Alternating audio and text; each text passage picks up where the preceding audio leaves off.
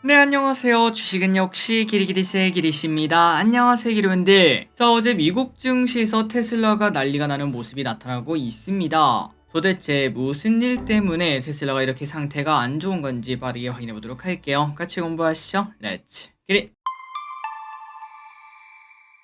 자, 일단 들어가기 앞서 이것만 먼저 빠르게 보도록 할게요. 오늘부터 내일까지 착약하는 친구가 있었죠. 엔젤 로보틱스 NH에서 진행하는 친구인데 기관 수혜측 1150대 1, 참여 건수는 2067건, 의무 화객은 16.6%로 청약을 안 할 이유를 찾을 수가 없다. 이렇게 말씀드리고 싶습니다. 무조건 청약하시면 될 것 같아요. 그리고 혹시나 계좌가 없다면은 계좌를 지금 만들어도 청약할 수 있다는 것도 체크하시기 바랍니다. 그리고 원래 내용으로 들어가도록 하겠습니다. 자, 테슬라의 차트를 보시면요. 이렇게 쭉 떨어졌다가 바닥을 다지는 모습. 얼마 전에 계속 리튬 가격이 반등한다 이런 얘기가 나오며 올라가는 모습을 나타내지 않았겠습니까? 하지만 어느 순간부터 다시 하락하며 전 저점을 깨고 내려가는 모습을 나타내고 있습니다. 그래서 테슬라는 200달러는커녕 어느덧 169달러까지 추락하는 모습을 보여주고 있는데, 그렇다면 어제 4% 하락한 이유가 뭔가 봤더니 어제 미국에서는 테슬라의 매도 리포트가 나타나면서 이렇게 급락을 피하지 못했다고 합니다.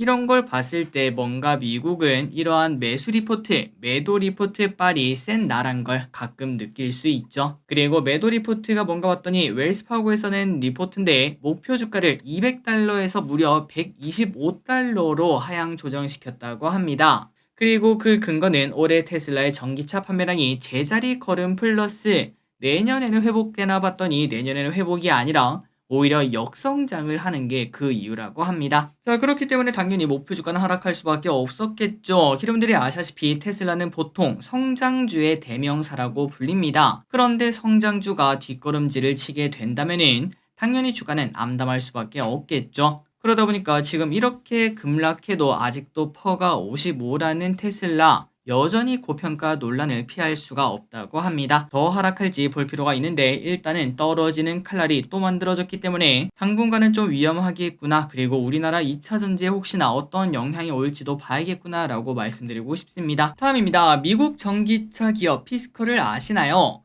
진짜 전기차 사정이 좋지 않나 봅니다. 장 종료 후 미국 전기차 회사 피스커가 파산에 준비한다는 이야기가 나오며 시간에 반토막 가까이 급락하는 모습이 나타났습니다. 보시다시피 마이너스 46%가 찍혀있는 걸 볼 수 있죠. 참고로 피스커는 2020년에 미국에 상장한 기업입니다. 그러나 대량 생산이 말처럼 쉽지 않았고요. 뭐 좀 해보려고 하니까 전기차 시장의 둔화 때문에 이제는 재고가 작년 생산량의 50%에 육박하는 수준이 나타난다고 합니다. 그러니까 잘 팔리고 있어도 생산이 잘 안 되니까 그것도 문제인데, 열심히 생산해봐야 팔리지도 않으니까 당연히 상태가 메롱일 수밖에 없었겠죠. 그래서 이러한 악재도 있다 보니까 오늘 저녁 미국 전기차 시장도 매우 중요할 듯 합니다.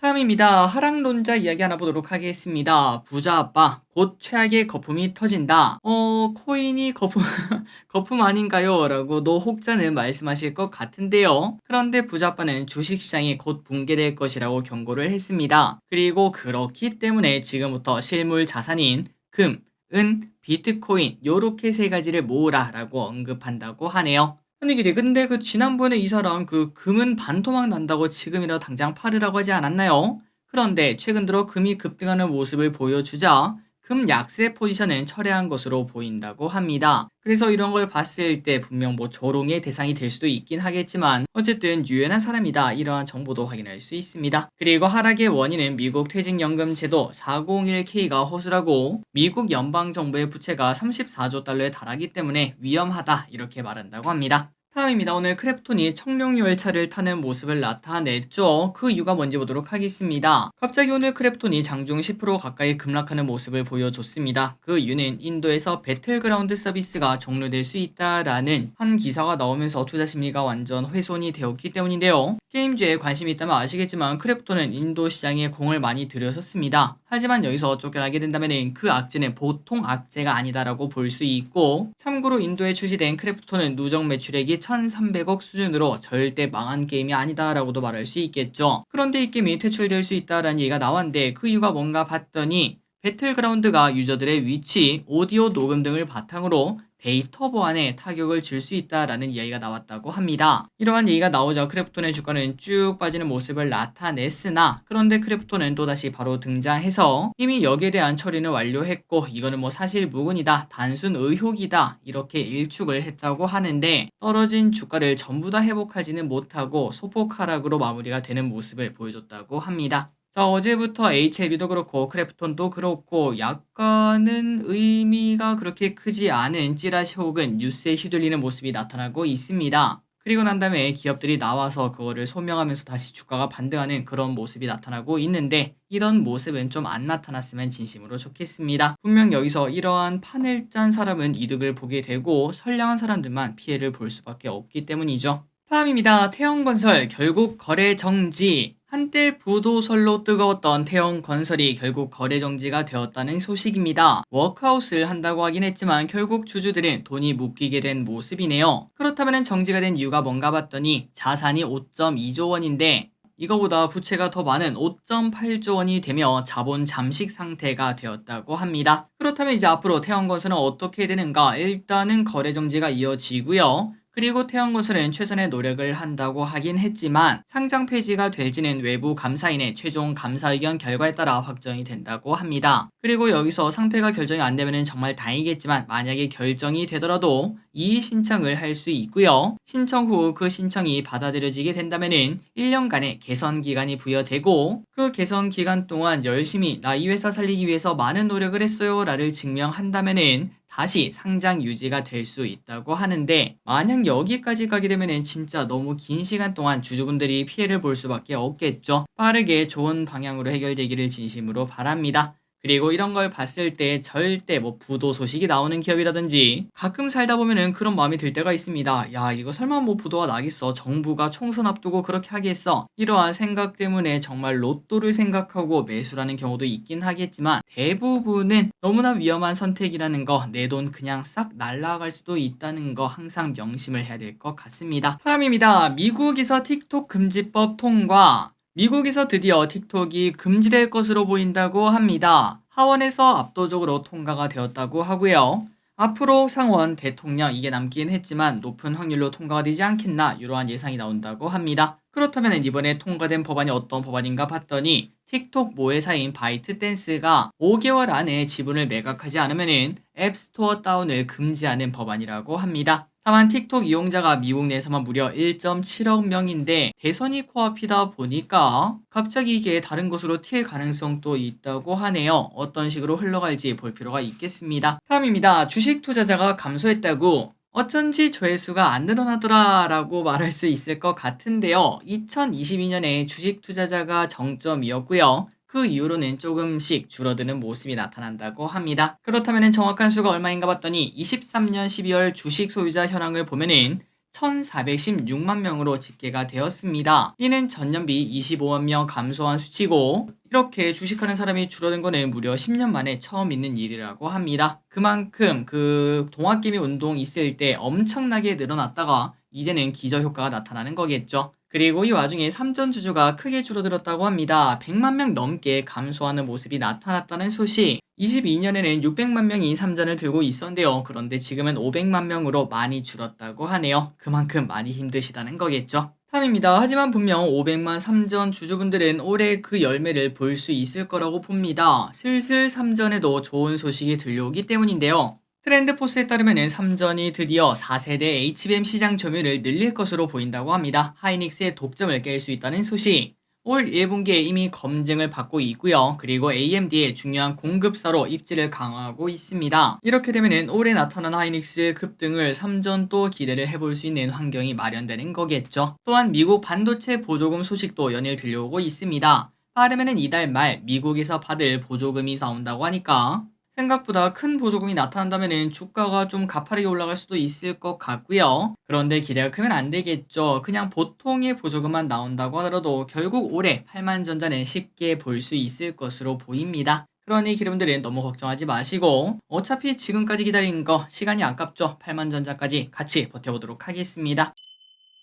다음입니다. 야, 이건 충격적인 소식이에요. 아디다스 31년 만에 적자. 자, 아디다스가 작년에 800억대의 적자를 기록했습니다. 아디다스가 적자를 기록한 것은 31년 만이라고 하는데요. 이렇게 부진한 실적을 발표한 것은 북미 매출 감소가 결정적이었다고 합니다. 참고로 아디다스는 힙합 가수 칸예와 협업해 신발 이지 부스트 그런 신발을 판매를 했었는데요. 그런데 칸예가 유대인 혐오 및 나치 발언 등을 하며 물의를 일으키면서 당연히 판매량이 뚝 떨어졌다고 합니다. 그래서 아디다스는 그때 당시 칸예와 손절을 바로 했는데도 쌓인 재고만 1.7조 원 수준이니까 적자를 안 볼 수가 없었다는 거겠죠. 그리고 아직도 재고 처리로 골머리를 앓고 있다고 합니다. 다만 아디다스의 그 하락이 길진 않을 거라고 합니다. 어차피 이거는 일회성이라고 볼 수 있고 올 하반기는 이지를 제외한 다른 부분들은 두 자릿수 성장률을 당연히 기록할 것 이렇게 본다고 하네요. 다음입니다. 파묘 벌써 800만 명. 파묘의 누적 관객 수가 벌써 840만 명을 넘겼고요. 20일 넘게 박스오피스 1위를 기록하고 있습니다. 곧 파묘가 1000만 영화가 되는 거 아니냐 기대감이 슬슬 나온다고 합니다. 한편 파묘가 300만을 돌파하면서 주가가 상승했던 CGV와 쇼박스 그런데 이제는 잠잠한 모습을 나타내고 있습니다. 설령 1000만 명을 주말 사이에 찍는다고 하더라도 조금 올라가고 말 뿐 큰 영향은 아마도 없겠죠. 자, 그나저나 다음 영화가 진짜 기대작입니다. 범죄도시가 온다고 하죠. 그거는 또 일바로 바로 보러 가도록 하겠습니다. 다음입니다. 현대기아 17만 대 리콜합니다. 현대기아차가 대규모 자발적 리콜에 들어갑니다. 국내에서 판매한 전기차 17만 대에 대해서 18일부터 리콜할 예정이라고 하는데요. 이렇게 리콜을 하는 이유는 통합충전 제어장치 소프트웨어에서 오류가 발견되었기 때문이라고 합니다. 이는 직류교류 충전장치와 통신장비 등을 통합한 전력변환 시스템으로 전기차 충전과 구동이 핵심이라고 하니까 전부 다 이렇게 리콜을 한다는 거겠죠. 리콜 대상 세부 차종은 아이오닉5, 아이오닉6, 제네시스의 전동화 모델과 기아의 EV6라고 하니까 혹시나 전기차 오너분들은 참고하시면 될 것 같고 그리고 이번 리콜은 국내 전기차 리콜 사례 중 가장 큰 규모입니다. 당연하겠죠. 그리고 국내에서도 이렇게 실시했기 때문에 해외도 마찬가지로 실시할 것으로 보인다고 하며 약 50만 대가 해외에서 팔렸는데 조금은 현대기아에게 부담이 될 수도 있겠구나라는 얘기가 나온다고 합니다. 그런데 이런 소식이 나왔지만 저 PBR 관련 기대감으로 현대차는 오늘 또 2% 상승하는 모습. 다음입니다. 월세가 너무 비싸요. 지난번에도 소식을 전해드렸죠. 전세 포비아로 전세가 아닌 월세를 택하는 사람들이 많아지고 있는데요. 이렇게 월세를 택하는 사람들이 많다 보니까 월세 가격도 슬금슬금 오르고 있다고 합니다. 그러다 보니까 특히 혼자 사는 청년층들이 주거 불안에 내몰리고 있다는 소식. 저 서울 지역 월세 시장을 조사한 한 단체에 따르면 지난 2년 동안 서울 지역 소규모 주택의 평균 월세는 15%나 상승했다고 하는데요. 작년 기준 평균 월세는 약 65만 원이라고 합니다. 여기에다가 관리비까지 더하면 당연히 70만 원이 훌쩍 넘고 또 여기에 통신비, 교통비, 식비까지 내고 나면은 번거의 반은 일단 기본적으로 나가는 돈이 된다고 합니다. 그러니까 먹고 살기도 힘든데 결혼은 무슨 이런 얘기가 나온다고 하네요. 다음입니다. 구리 가격이 오르고 있습니다. 구리 가격이 11개월 만에 최고치로 올라왔는데요. 어제 런던 금속 거래소에서 거래된 구리 가격은 톤당 8,900달러로 지난 4월 이후 최고 마감가라고 합니다. 그래서 미국 증시에서도 구리 관련주들이 급등하는 모습을 보여줬고 오늘 아침 국내 장에서도 이구산업, 대창 등 구리 관련주가 상승하는 모습 나타냈죠. 그리고 아시다시피 구리는 광범위한 산업에 흔하게 사용되다 보니까 닥터코퍼라고도 불리기도 합니다. 구리 가격이 이렇게 오르고 있다는 거는 결국은 경기도 좋아지는 거 아니냐라는 얘기를 해볼 수 있을 것 같은데 진짜 경기 침체가 없나 보다라는 생각도 해볼 수 있겠네요. 다음입니다. 국제유가 3% 상승. 자, 구리뿐만 아니라 유가도 오르고 있습니다. 우크라이나가 러시아의 정유시설을 상대로 드론 공격에 나섰다는 소식이 나왔습니다. 이에 러시아 디젤 수출이 줄어들 수 있다는 우려감과 미국의 원유 재고 감소 소식까지 전해지며 WTI가 3%가량 급등했다고 하네요. 그리고 이렇게 유가가 상승하자 오늘 우리나라에서는 조선 관련주, 정유주가 좋은 모습을 나타냈고요. 전일 상승했던 우크라 재건주는 소폭 하락하는 모습 나타냈습니다. 자, 그렇다면 SOL 한번 봐야겠죠. 목표가 93,000원짜리 리포트가 나왔습니다. NH투자증권은 SOL의 목표가를 93,000원을 제시했고 그 이유는 유가가 지난 12월부터 슬근슬근 올라오고 있으며 이에 정제마진 개선이 기대가 되며 가격 상승에 따른 긍정적 레깅 효과로 실적 개선 폭이 크게 나타날 것으로 보인다고 합니다. 참고로 레깅 효과는 어제 우리가 그 2차전지 공부했을 때와 마찬가지입니다. 광물이나 아니면 원재료 그런 것들을 사오는 가격이 갈수록 높아지는 구간에서 내가 얻는 이득이 커지는 그걸 바로 레깅 효과라고 생각하시면 될 것 같아요. 그러니까 이 유가도 마찬가지로 원유를 딱 사온 다음에 그거를 가공해서 팔려고 하니까 원유 가격이 더 높으면은 당연히 난 더 비싼 가격에 팔 수 있다. 이렇게 보시면 될 것 같고, 그래서 이러한 분석에 힘입어 오늘 S-오일은 6%가량 급등하는 모습을 나타냈습니다. 다음입니다. 오리온. 이제 하락이 멈출까? 계속 하락하면서 떨어지는 칼라를 만드는 오리온. 항상 음식료 관련주는 실적이 나빠질 때 오르고 실적이 좋아지면 떨어지는 특징을 가지고 있죠. 이 와중에 오리온은 레고캠 바이오를 인수한다고 하며